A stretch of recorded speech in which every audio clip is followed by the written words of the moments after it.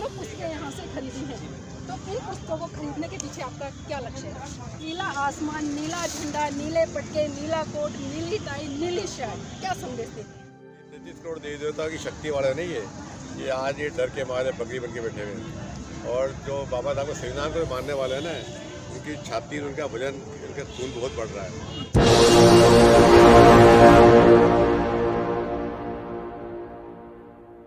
जय भीम, नमो बुद्धाय। आप देख रहे हैं एनबी न्यूज़ 24/7 नीलम कोट के साथ। और आज है हम उत्तर प्रदेश के नोएडा में दलित प्रेरणा केंद्र पर, जहां पर कि आज बहुजन समाज के लोगों की तरफ से बाबा साहब का जो परिनिर्वाण दिवस है वो बड़ी धूमधाम से सेलिब्रेट किया गया। और यहाँ पर विभिन्न राज्यों से बहुत सारे जागरूक और जुझारू कार्यकर्ता भी पहुँचे हैं और बहुत सारे लोग ऐसे भी हैं जिनके बारे में मैं आपको बताना चाहूँगी और आप जानकर थोड़ा आश्चर्य भी होंगे। मेरे साथ में कन्हैया मेघवाल जी हैं जो कि राजस्थान से आए हैं और बैंक मैनेजर है। इनके बारे में एक बहुत खास विशेषता ये है कि जिस भी बैंक में इनकी पोस्टिंग होती है, ये बाबा साहब की तस्वीर को अपने साथ में लेकर चलते हैं और अपनी जो चेयर है उसके पीछे लगाते हैं। कोई भी व्यक्ति जब इनके बैंक में आता है लेन देन करने के लिए, तो सबसे पहली प्राथमिकता होती है कि वो जय भीम करके इसे तो वास्तव में ये बहुत बड़ी क्रांति है। तो आज इसी कड़ी में मेरे साथ में कन्हैया मेघवाल जी, उन्हीं से जानना चाहूँगी। कन्हैया जी, आप क्रांतिकारी हैं और जाने जाते हैं और काफ़ी लोग राजस्थान से आपसे प्रेरित भी हैं, तो आज के दिन पर क्या कहना चाहिए?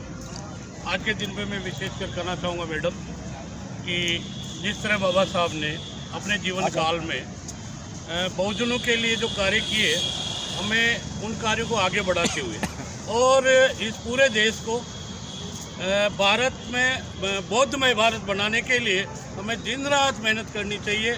और जो मनवादी लोग अपने ऊपर जो परंपराएं थोपी गई है, जैसे महिलाओं में घूंघट प्रथा है, हमारे में हाथ में चूड़ियाँ पहनना है, बिंदी लगाना है, इस तरह की जो भी हमारी बहनों को, माताओं को, इनसे हमें मुक्त करना है और इस पूरे देश को बौद्धमय भारत बनाकर जो भी सत्ता में आज सत्ता में जो षड्यंत्रकारी नीतियाँ चल रही है और जिन नीतियों के तहत हमारे संवैधानिक अधिकारों को कुठाराघात किया जा रहा है, उन कुठाराघात किए जा रहे अधिकारों को प्राप्त करने के लिए हमें इन मनवादी ताकतों को मुंह तोड़ जवाब देते हुए और हमारा बहुजनों का शासन लाना है। और जब तक हम बहुजन शासन में नहीं आ जाएंगे तब हमारे ऊपर इस तरह के कुठाराघात होते रहेंगे। जी, इसी कड़ी में मेरे साथ में अनिल जी भी है। अनिल जी भी अपनी बेबाक वाणी के कारण जाने जाते हैं, चाहे वो गवर्नमेंट सर्वेंट होते हुए रहे हो, क्योंकि उन्होंने कभी अपनी नौकरी की परवाह नहीं की और जो बहुजन विचारधारा को बढ़ाने के लिए बेबाक तरीके से अपनी आवाज़ को रखा है। तो मैं अनिल जी से भी जानना चाहूँगी, अनिल जी, जिस तरह से आज उत्तर प्रदेश में चुनावी बिगुल बच चुका है,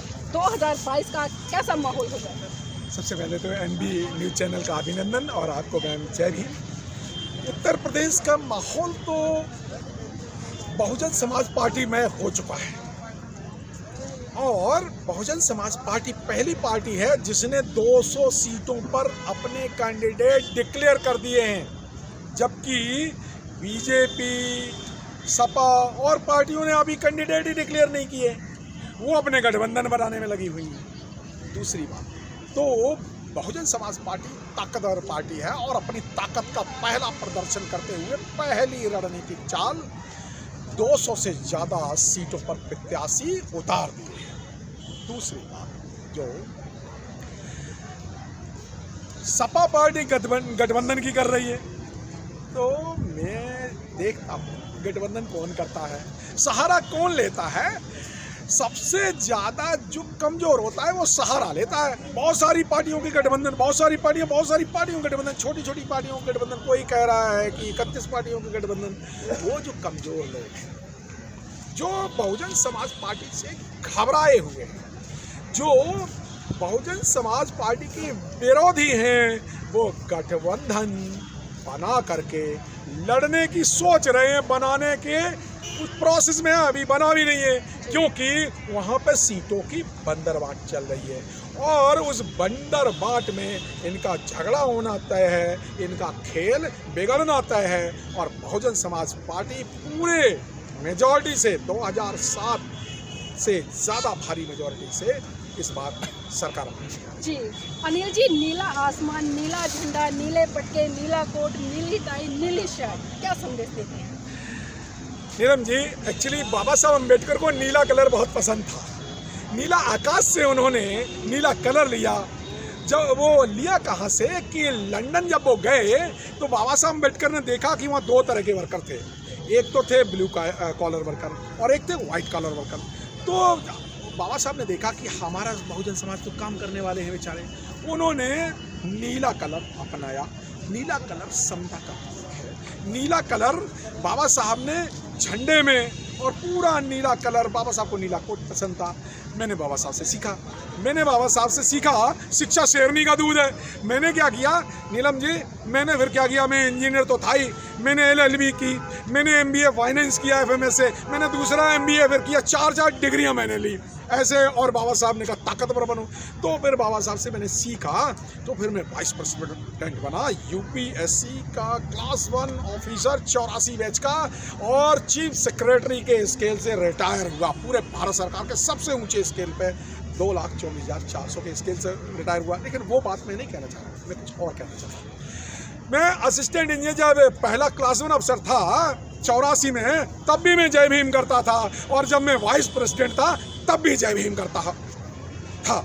मैं ये कहना चाह रहा हूँ, मैं अफसर बनने का मुझे कोई ऐसा गरूर और घमंड नहीं है, मैं जय भीम का कार्यकर्ता होने का मुझे फक्र है। इसलिए मैं नीला कोट भी पहनता हूँ, नीली शर्ट भी पहनता हूँ। क्यों पहनता हूँ, आपने ये प्रश्न किया, तो उसका उत्तर ये है कि सफ़ेद शर्ट पहन के बहुत सारे लोग कभी तो जय भीम करते हैं, नमो बुद्धाय करते हैं, और सफ़ेद शर्ट वाले कांग्रेस में चले जाते हैं, सफ़ेद शर्ट वाले BJP में चले जाते हैं, सफ़ेद शर्ट वाले पता नहीं कहाँ कहाँ चले जाते हैं। लेकिन नीली शर्ट वाला अगर कोई नीली शर्ट पहन ले तो उसे कांग्रेस वाले भी स्वीकार नहीं करते, BJP वाले के तो वो तो लुटिया ही डूब जाती है, कहता अरे ये आदमी तो खतरनाक है।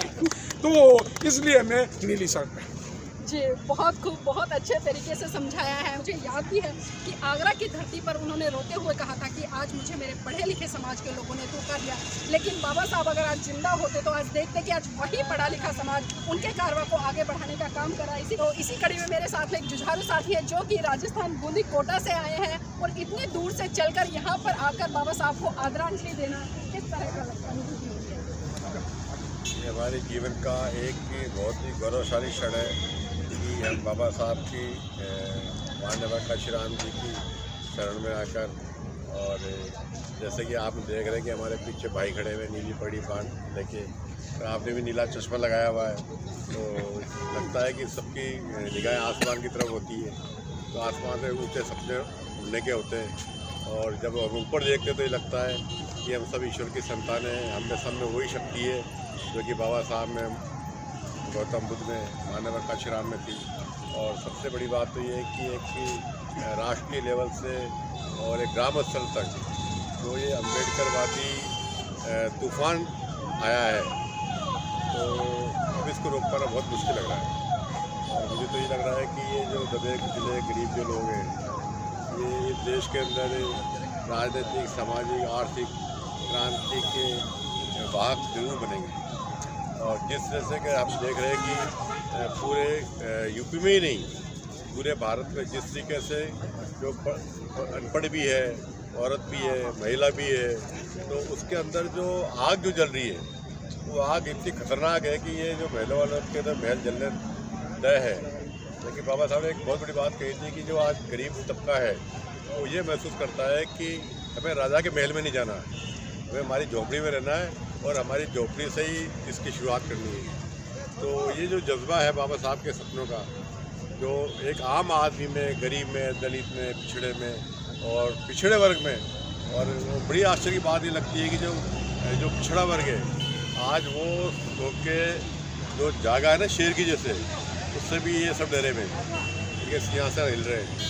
और सिंहासन क्या हिल रहे हैं, इनको ये लग रहा है कि तो ये हमें हटा के आएंगे ही आएंगे। और इसलिए इन्होंने हमारे समाज में, जातियों में, हर तरह में, और ब्रोकर बोलते हैं, दलाल बोलते हैं, दलाल खड़े कर लिए इन्होंने। लेकिन उनको पता है कि हमारी बहनों के साथ में, हमारे पुरखों के साथ में, हमारे साथ में जो जात की भी है, कि अब उसको हम विराम लगाएंगे। अब हमने ठान लिया सबने कि अब वो दिन गए, अब हमारी नई क्रांति का दौर शुरू हो चुका है। और सबसे आश्चर्य की बात है जो नई पीढ़ी है, जो जरा से बच्चे, जब जय भीम बोलते हैं तो हमें लगता है कि इस देश के जो बागडोर है अब सुरक्षित हाथों में जाने वाली है। बाबा साहब अकेले थे, लेकिन आज ये लगता है कि हर गांव में करोड़ों की संख्या में जो बाबा साहब का जो नए रूप में पुनर्जन्म हो रहा है कि ये जो राजनीतिक सत्ताएं जो लेके बैठे हुए चाहे वो, और सबसे बड़ी बात तो ये है कि जो पिछले 6 महीने साल भर के जो दौर चला है, उस दौर ने इनको इतना भयभीत कर दिया है कि यदि इस देश को चलाना है तो बाबा साहब के संविधान से ही चलाना है। और दूसरी बात, यदि हम उन सिद्धांतों का पालन नहीं करेंगे तो जनता हमें उखाड़ के फेंकने में ज़्यादा देर नहीं लगाएगी। ये 33 करोड़ देवी देवता की शक्ति वाले नहीं है, ये आज ये डर के मारे बकरी बन के बैठे हुए हैं। और जो बाबा साहब के संविधान को मानने वाले हैं ना, उनकी छाती, उनका वजन, उनका खून बहुत बढ़ रहा है और खून गर्म हो चुका है। अब उन गर्म खून से इनको डरना चाहिए, किसानों के से डरना चाहिए, दलितों से डरना चाहिए, मजदूरों से डरना चाहिए, क्योंकि बाबा साहब ने कहा है कि मजदूर कभी मरता नहीं है, मजदूर हमेशा जिंदा रहता है, क्योंकि अपनी वो मेहनत की कमाई खाता है। और जो चोर होते हैं ना, जो उनकी कमाई के भरोसे महल खड़े करते हैं, सत्ताएँ खड़ी करते हैं, वो सत्ताएँ डगमगाने लग जाती है। और जब सड़कें सुनी नहीं रही है, सड़कों में जान आ गई है, जब सड़कों में जान आती है ना, तो तुम कितने भी सेंटर रिश्ता बना लो, पार्लियामेंट बना लो, बैठ जाओ कहीं बैठ जाओ, वो खाड़ जरूर सही। किसी के साथ जय भीम जय भारत, नई क्रांति की नई शुरुआत के लिए सबको बहुत बहुत धन्यवाद। थैंक यू, बहुत बहुत धन्यवाद। तो मैं एक क्वेश्चन इन साथी से भी लेना चाहूँगी, क्योंकि देखिए बाबा साहब के विचार और बाबा साहब की जयजयकार दोनों में बहुत बड़ा फर्क है। तो आज के अगर वर्तमान युग में देखें हम, खासकर मैं युवाओं की बात करूँगी, क्योंकि युवा हमारा जय जयकार करता है, गुणगान करता है जब इनके नारे लगाता है, लेकिन कहीं ना कहीं उनकी विचारधारा से बहुत दूर नजर आता है। तो इसको किस तरीके से देख रहे हैं कि आज के युवा को किस तरह से चुनना चाहिए? आज के युवाओं को पहले तो जो संगठन है, जो भी जय भीम हमारा जय सैनिक है, और उनको जो है गांव स्तर से जो है ना जागरूक करना चाहिए। हर जगह ब्लॉक लेवल पे, गांव लेवल पे इनकी जो है यूनिट्स खड़ी करनी चाहिए। उस यूनिट से जो है ना, जो हर गांव में इसका प्रचार प्रसार होगा, इससे जो है बाबा साहब के नाम से, इनके विचारों से प्रचार प्रसार होगा और आगे भी जागरण इससे। जी, कड़ी में कुछ युवा साथी भी हैं जिनके हाथों में मुझे 2 पुस्तकें दिखाई दे रही हैं। साहब काशीराम तेरी नेक कमाई तूने सोची कौन जोड़ा। मैं दूसरी पुस्तक भी आपको दिखाना चाहूँगी, युग प्रवर्तक काशीराम की तेज। आपने दोनों पुस्तकें यहाँ से खरीदी हैं, तो इन पुस्तकों को खरीदने के पीछे आपका क्या लक्ष्य है? मैं अभी आप सभी लोगों को मैं सादर जय भीम बधाई करता हूँ NBTV को, और यहाँ पर आए हुए स्मारक स्थल पर मैं सभी बहुजन क्रांतिकारी को मैं जय भीम बधाई करता हूँ। ये जो किताबें हमने खरीदा है, ये माननीय कांसीराम को इसलिए हमने पढ़ने की कोशिश कर रहा है, क्योंकि माननीय कांसीराम ने इस बहुजन समाज को, जो सूती हुई कौम को जगाने का माननीय कांसीराम ने जो ठाना था, साइकिल चला कर इस बहुजन समाज को एक कीचड़ की तरह फैले हुए लोगों को, इस समाज को उठाने का, ये झोपड़ी से राजमहल तक ले जाने का काम किया। इस वजह से मैंने माननीय कांसीराम को, अपने महापुरुषों की विचारधाराओं को जन जन तक पहुँचाने के लिए इस पुस्तक को हमने खरीदा। जी, आपका नाम जानना चाहूँगी? हमारा नाम गुलाब गौतम है, हम प्रतापगढ़ जिले से हैं। तो देखिए, आज का जो युवा है वास्तव में जागरूकता की तरफ बढ़ रहे हैं और अपने महापुरुषों के इतिहास को जानने का काम